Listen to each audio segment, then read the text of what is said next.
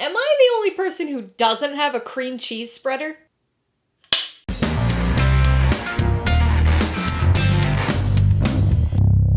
Hey everybody, welcome to Mainly Movies. Today I'm going to be talking about the 2018 superhero comedy sequel, Deadpool 2. If you're new here, please consider subscribing for a variety of movie-related content, like reviews, rank lists, and trailer reactions. All my reviews include a breakdown of the pros and cons, my rating, and some tailored film recommendations, so be sure to watch through to the end of this video for all of that extra content. Deadpool 2 stars Ryan Reynolds, Josh Brolin, and Zazie Beetz, and was directed by David Leitch. It tells the story of mutant anti-hero Deadpool, who forms the X-Force in order to protect an out-of-control teenage mutant from a time-traveling soldier from the future. Sequels are tricky things, both for filmmakers and for audiences. There's always the benefit of existing fandom and character knowledge to draw people in for a follow-up, but a sequel also means that there's already some expectation to be met, a benchmark to be compared to. It's always a very difficult line to walk that's inevitably gonna disappoint a chunk of fans. If the sequel's too similar to the first movie, people will complain and say they'd just rather watch the original movie, but if the sequel's too different, people will also complain and be disappointed that they didn't get more of what they already loved. It's kind of an impossible situation, and so Deadpool 2 approached this conundrum in an expectedly fitting way. It definitely offers up more of the same. More bloody action, the same charismatic anti-hero lead, even more quips, jokes, references than you'd ever possibly think you could fit into a non-parody. Certainly enough of the same to please existing fans who wanted more of their favorite long-awaited Merc with a mouth.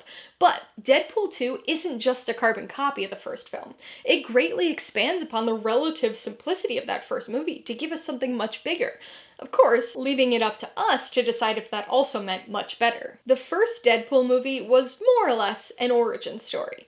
The non-linear narrative interwove Wade's backstory and the creation of Deadpool with a very simple revenge story.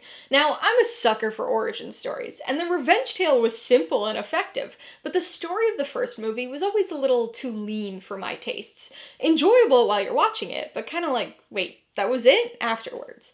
Thankfully, Deadpool 2 fleshes things out a bit more. It's far from being hard to follow, but it does introduce a bit more intriguing complexity into the mix, with multiple storylines and character motivations that extend beyond generic revenge.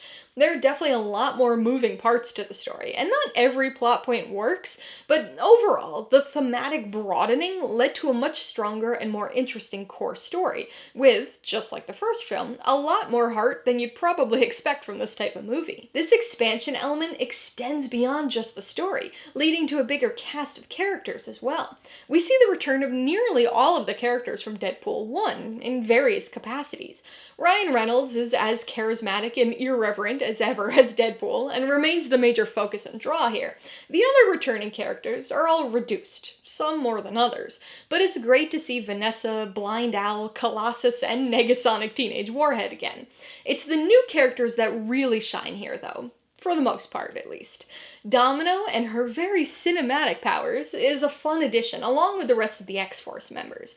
The villain side of things has vastly improved here too, with Cable making a great antagonistic force for Deadpool, while also providing him with another entertaining banter board to play against.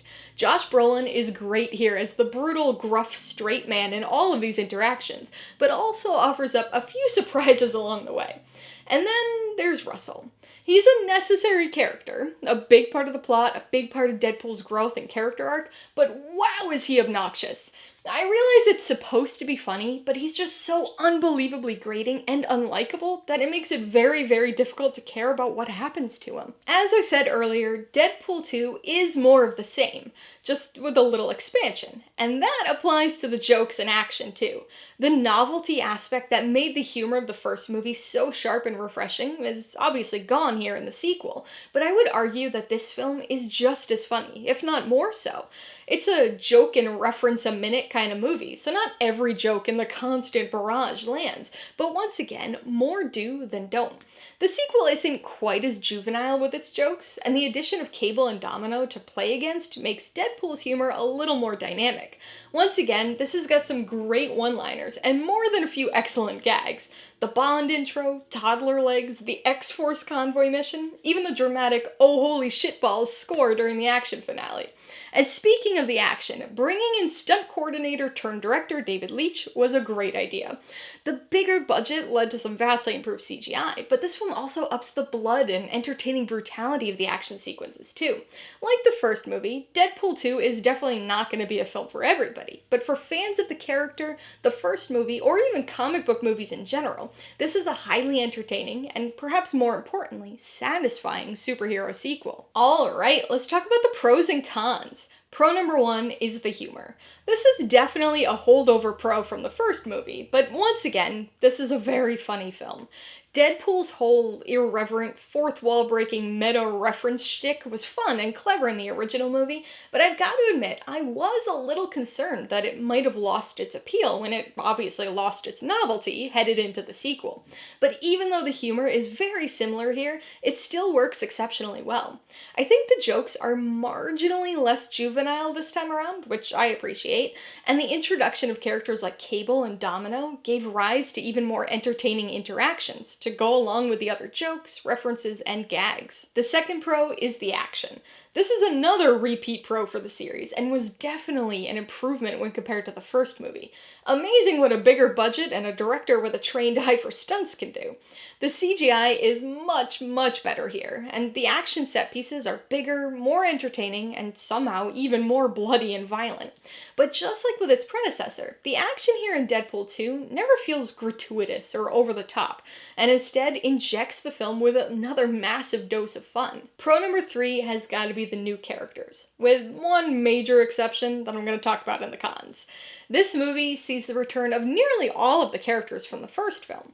Deadpool, Vanessa, Colossus, Negasonic Teenage Warhead, Blind Owl, and more. But other than Deadpool, everybody's roles are pretty significantly reduced here. This could have been a recipe for disaster, but luckily, this movie introduces some extremely entertaining and interesting new characters. The members of X-Force offer up a good deal of entertainment, but Domino and her luck superpower is the clear standout. Not only does she contribute a lot of highly cinematic fun, but she's also got a good personality to play off of Deadpool, and vice versa. And then we've got Cable, the sort of antagonist of the story. His character journey is intriguing here, but he's also just a great foil for Deadpool.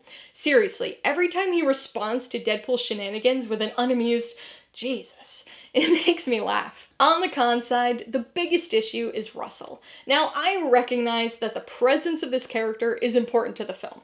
The plot only works because of him, and a lot of the emotional character beats and Deadpool's growth happen because of him. But man, I can't stand this kid.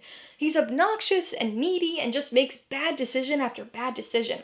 I know we're supposed to feel bad for him and find him funny, but I don't feel either of those things about this character. He drags down every scene he's in and makes chunks of this movie a challenge to watch. Before I give you my rating and recommendations, I want to remind you that if you're interested in buying Deadpool 2, or any of the other films I mentioned today, I do have affiliate links for all of them in the description below. I get a small commission from anything you buy using one of my links, so I'd really appreciate it if you use them, if you're in the market for any of these movies. I'm gonna give Deadpool 2 4 out of 5 paws. It's a sequel that manages to satisfyingly deliver more of the same while also expanding everything in an interesting way. Plenty of action, lots of meta humor, and a set of entertaining new characters make for a great family-unfriendly family film. I would recommend Deadpool 2 to fans of Deadpool or silly fun comic book movies. When it comes to a Deadpool movie, I think people know what they're getting themselves into at this point. This is definitely a bigger and more involved story, but the core Deadpoolness is the same, so I doubt this will change people's opinions one way or the other. If you liked Deadpool 1, you'll also like this. Maybe equally. Maybe you'll appreciate the plot here more. Maybe you'll prefer the simplicity of the first one a bit more, but you're still bound to have at least a moderately good time with this one. If you liked Deadpool 2, I would recommend Kick-Ass 2. This is another fun R-rated superhero sequel that features entertainingly brutal action while also giving us emotional family-centric moments. If you liked X-Force, you'll probably like the ridiculousness of Justice Forever here. If you'd like some more extremely bloody and violent comic book movie fun, you should watch The Suicide Squad. This 2021 film is a huge improvement over its 2016 original, and takes the irreverent James Gunn superhero style and applies it to the DCEU. Plus, there's a scene here that's entertainingly reminiscent of X-Force's convoy mission. And if, unlike me, you liked Russell and are interested in another Young Mutant X-Men adjacent story, you might want to check out The New Mutants. As the final film of Fox's X-Men franchise, this long-delayed spin-off focuses on a group of 5 teenage mutants being held at a secret facility that poses as a hospital and rehabilitation center, but is anything but. Alright, a couple questions for you guys. Number 1, have you seen Deadpool 2? If so, what'd you think of it? And number 2, what's your favorite sequel that captured the spirit of the first movie while still doing something different? Be sure to leave your answers in the comments below so we can get a discussion going. Alright, so if you got some enjoyment, insight, or information on this review, I'd appreciate it if you'd hit that like button.